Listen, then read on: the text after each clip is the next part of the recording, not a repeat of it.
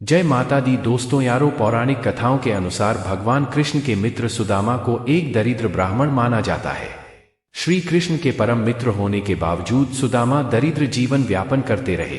कई शास्त्रों और कथाओं के अनुसार कहा जाता है कि सुदामा एक भरे पूरे परिवार से थे और उन्हें धन की कोई कमी नहीं थी, लेकिन एक घटना के बाद उन्हें दर दर जाकर भिक्षा मांगनी पड़ने लगी।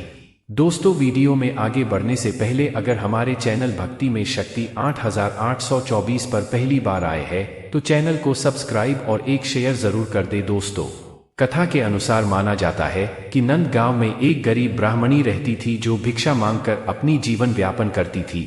एक समय उसे 5 दिनों तक किसी से भिक्षा प्राप्त नहीं हुई।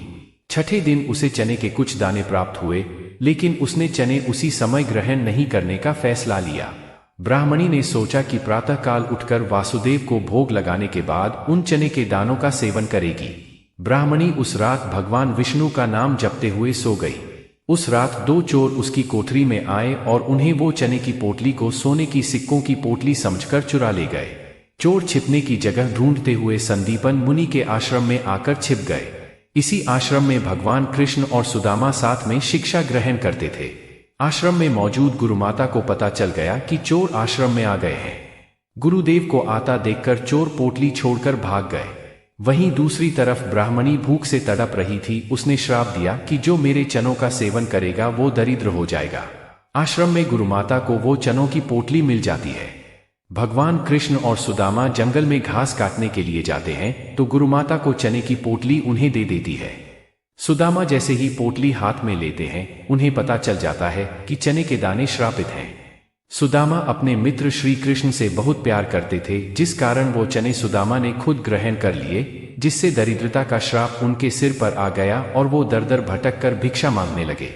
दोस्तों, वीडियो में आगे बढ़ने से पहले अगर हमारे चैनल भक्ति में शक्ति 8824 पर पहली बार आए हैं तो चैनल को सब्सक्राइब और एक शेयर जरूर कर दे। दोस्तों, कृष्ण और सुदामा की दोस्ती की मिसाल दुनिया देती है, लेकिन जब भी इनकी दोस्ती की चर्चा होती है मन भावुक हो जाता है। एक बार गुरुकुल में शिक्षा पूरी करने के बाद कृष्ण और सुदामा अपने अपने घरों में वापस चले गए। सुदामा वेद का पाठ करने के बाद भिक्षा लेकर जीवन यापन करने लगे और कृष्ण राजनीतिज्ञ बन द्वारिकाधीश बन गए। जैसे ही तीसरी मुट्ठी चावल खाने को श्री कृष्ण ने हाथ बढ़ाया, उनका हाथ उनकी पटरानी रुक्मणी ने थाम लिया। सभी लोग विस्मय से रुक्मणी को देखने लगे कि आखिर उन्होंने ऐसा क्यों किया। तब रुक्मणी ने कहा, प्रभु आपने 2 मुट्ठी में 2 लोग तो दान कर दिए हैं, अब तीसरा मत कीजिए, वरना हम सब और आपकी प्रजा कहाँ जाएंगे। इस पर कृष्ण रुक गए और सुदामा को प्रेम पूर्वक उनके घर के लिए वस्त्र आभूषण के साथ विदा किया। विवाह के बाद सुदामा बहुत दुखी होकर जीवन व्यतीत करने लगे। तब उनकी पत्नी ने कहा कि वे अपने मित्र द्वारकाधीश श्री कृष्ण से सहायता मांगे।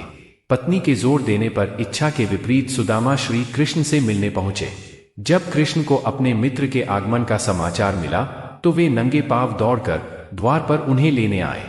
सुदामा की दीन अवस्था देखकर श्री कृष्ण इतने भावुक हो गए कि उनके आंसुओं के जल से ही सुदामा के चरण भूलने लगे। इसके बाद कृष्ण ने उनसे पूछा कि मित्र, तुम मेरे लिए क्या लाए हो। शर्माते हुए सुदामा ने पत्नी द्वारा दी गई चावलों की पोटली आगे कर दी। कृष्ण जी ने वह पोटली प्रसन्नता के साथ सुदामा के हाथ से ले ली और एक के बाद एक उसमें से 2 मुट्ठी चावल खा लिए। इस प्रक्रिया के साथ ही 2 लोग की संपत्ति सुदामा के नाम कर दी। वीडियो के अंत तक बने रहने के लिए बहुत बहुत धन्यवाद। अगर आप सब हमारे चैनल पर पहली बार आए हैं तो अपने इस चैनल भक्ति में शक्ति 8824 को सब्सक्राइब जरूर कर ले। धन्यवाद।